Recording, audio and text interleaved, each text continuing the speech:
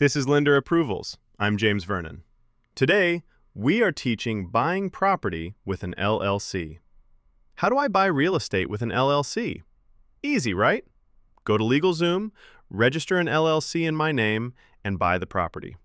I could do that tonight. Name it, pay the fee, done. So why doesn't everyone already own a building?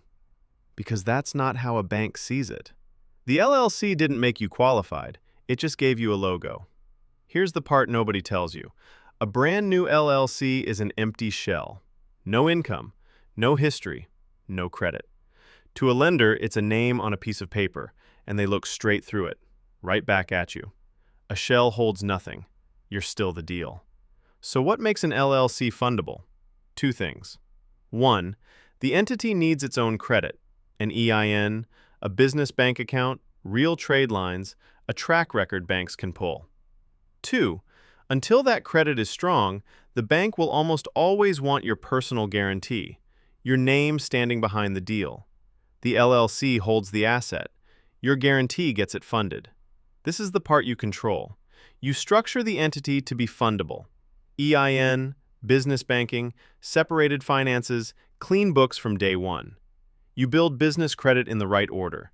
And you use your personal guarantee as the bridge, strong enough to get approved now while the LLC grows its own credit to stand on later.